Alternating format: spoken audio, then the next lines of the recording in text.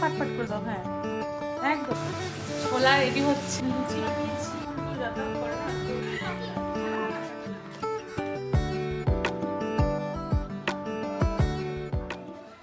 Good morning.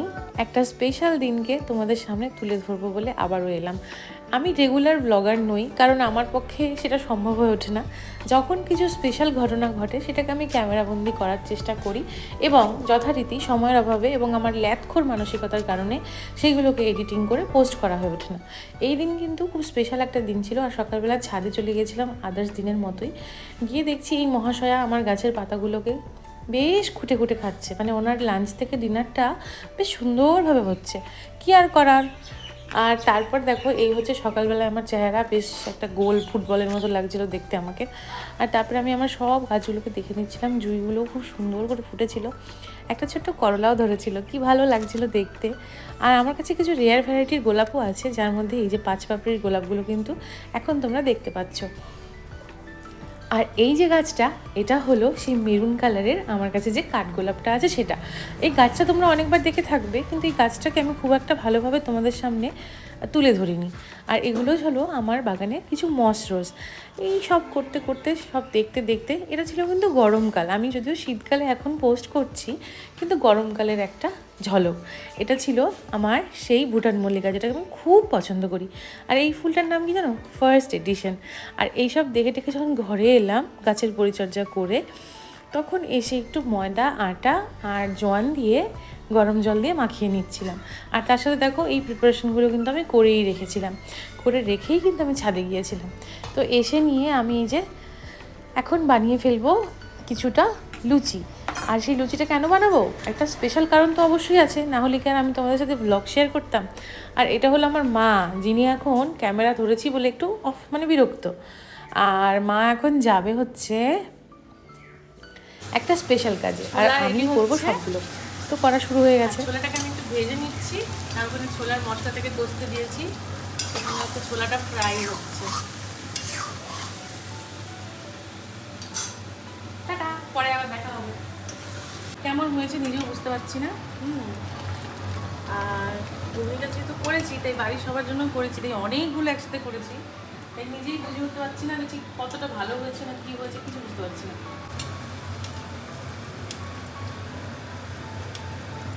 ব্যাস, লুচিও ফুলে গেল, ঘুগনিও হয়ে গেল, আর পায়েসটা করেই রেখেছিলাম।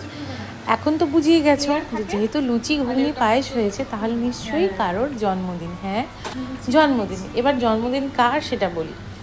আমার বান্ধবীর জন্মদিন, যার সঙ্গে আমার দেখা হয়েছিল অনেক বছর আগে, যখন আমি সদ্য মাধ্যমিক পাশ করে 11-এ গিয়ে শিলিগুড়িতে ভর্তি হয়েছিলাম জ্যোৎস্নাময়ী স্কুলে। সেই সময় প্রথম এসে স্কুলে আমার সঙ্গে যারা বন্ধুত্ব করেছিল, তার মধ্যে এই যে বান্ধবী মহাশয়াটি আছেন, এনার সাথে বোধহয় আমার কোনো সোল কানেকশান আছে, যেই কারণে উনি কিনা বড় হয়ে বিয়ে থাওয়া হয়ে যাওয়ার পর আমারই বাড়ির পাশের প্রাইমারি স্কুলে চাকরি পেয়েছেন। যদিও ওর বিয়েটা কিন্তু অনেকটাই দূরে হয়েছে, কিন্তু চাকরিটা পেয়েছে আমার বাড়ির সামনে। এর জন্যই তো বললাম যে সোল কানেকশন আছে। বুঝি। সো আমি রেডি টু গো। সব কিছু তৈরি করার পর স্নান করে বেশ সুন্দর করে রেডি হয়ে নিলাম। পিছনে দরজাটা বন্ধ করতে হবে না? ভাল লাগছে দেখতে, টিং টিং। আর রেডি হয়ে এলাম হচ্ছে রূপকথাতে, মানে আমাদের রিম্পার রূপকথায়। রূপকথাতে এসে ওর জন্য কিছুটা নেওয়ার চেষ্টা করছিলাম। কী নিব ভাবতে ভাবতেই জেঠু কতগুলো জিনিস দেখালো, যেমন কোয়ার্ড সেট, আরও অনেক কিছু।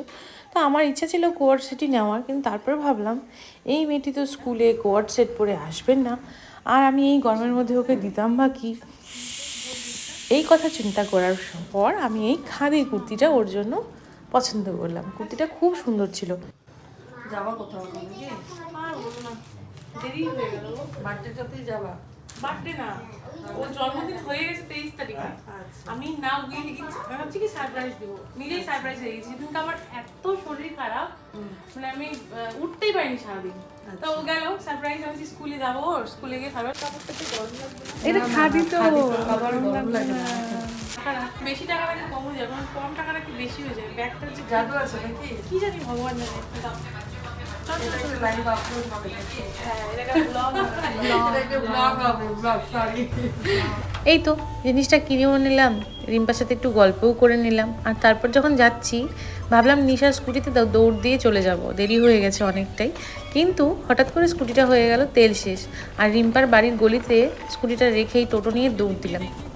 যেতে যেতে বলছিলাম যদি আজকে গিয়ে দেখি যে ও আসেইনি তাহলে কি হবে। এরকম ভাবতে ভাবতেই স্কুলে পৌঁছে গেলাম। আর স্কুলে পৌঁছানোর পর সব বাচ্চারা তো আমাকে দেখে চলে আসলো সামনে, ভাবলো কে জানি কী করতে এসছে একটা মেয়ে, কি ব্যাপার বৃত্তান্ত বুঝতে পারছিল না। তারপর টিচাররা সবাই এলেন, আর এই দিদি এসে আমাকে বললো ও তো আজকে একটার সময় বেরিয়ে গেছে। আর স্কুলের যে হেডমিস্ট্রেস দিদি ছিলেন তিনিও বললেন যে তাহলে কি করবে।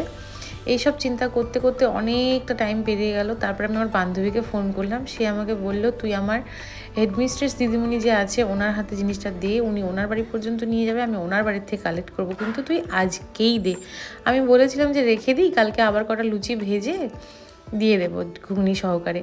বললো না আমি আজকেই খাবো। তারপরে আমি ভেবেছি আমাদের যে দিদি আছেন নীলাঞ্জনা দিদি, উনি কিন্তু ভীষণ ভালো মানুষ। তারপরে দিদিকেই আমার বলতেও হয়নি, দিদিই আমাকে বললেন যে তুমি আমাকেই দিয়ে দাও। তারপরে আমি দিদিকে সব কিছু ভালো করে আবার প্লাস্টিকে ভালো করে র্যাপ করে প্যাক করে দিদিকে বাসে তুলে দিলাম ওই জিনিসগুলো সহ, দিয়ে আমি বাড়ি ফিরলাম। আর বাড়িতে ফিরে দেখো আমার চেহারার অবস্থা, গেলাম কিভাবে আর এলাম কিভাবে। এই 2 ঘন্টা বা 2 ঘন্টাই হবে বড় বেশি, তাতে আমার অবস্থা দেখো। এতটাই খিদে পেয়েছে যে এসে জানলা টানলা না খুলেই ভাতের থালাটা সাজিয়ে নিয়ে এসেছি, ডেজিকে খাইয়ে দিয়েছি। তারপরে এসে এই যে জানলা খুলে আমি একটু খেতে বসলাম। অতক্ষণে ডেজিও এসে আমার পাশে বসে গেছে। আর আজকের ছিল করলা ভাজা, ডাল, কাঁকরোল আলু ভাজা, ডিমের ঝোল, আর আমি একটু ঘুগনি টেস্ট করবো বলে ভাতের সাথেই নিয়ে বসে গেছি। কথায় আছে না, যার শেষ ভালো তার সব ভালো। সারাদিনের পরিশ্রমের পর যখন স্কুলে গিয়ে দেখলাম যে ও আসেইনি, তখন এত মনটা খারাপ হয়েছিল। কিন্তু ওই যে সারাদিনের যেহেতু কষ্টটা করেছিলাম, ভগবান তাই দেখেছে, আমাকে এমন একজন মানুষকে দিয়ে দিল যাকে দিয়ে আমি জিনিসটা পাঠাতে পারি। আর ওই পাঠিয়ে দিয়ে যখন আমি ভাত খেয়ে উঠে বাসন মাজলাম, তখন মারা এসে বাড়িতে পৌঁছলো।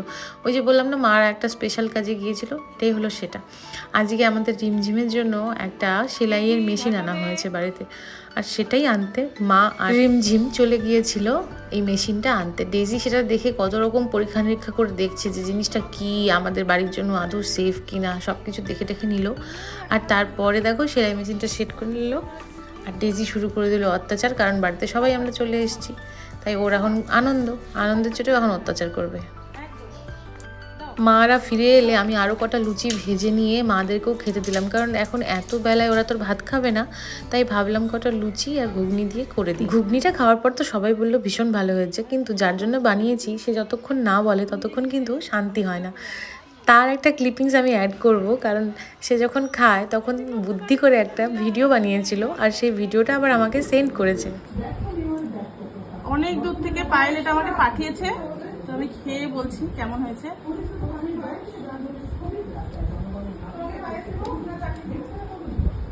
ঘুগনিটা একদম মনে হচ্ছে পায়েল বানিয়েছে, এত টেস্ট।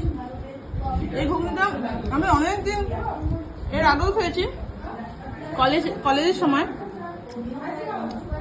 আমি বলেছিলাম পায়েলকে বানিয়ে খাওয়াবি, সেম টেস্ট, অসাধারণ, কোনো কথা হবে না। ঈশ্বর অনেক সময় আমাদেরকে এমন কিছু বন্ধু দেন যারা আমাদের জীবনে সারা জীবনের জন্য আসে। আমি ভগবানের কাছে প্রার্থনা করব তুই খুব ভালো থাক, সুস্থ থাক, আর আমার সঙ্গে তোর এই মান অভিমানের সম্পর্ক সারা জীবন থেকে যাক। তুই তো মাঝে মাঝে আমার বন্ধু কম বর বেশি হয়ে যাস অভিমানের দিক দিয়ে, সেটা যেন বজায় থাকে।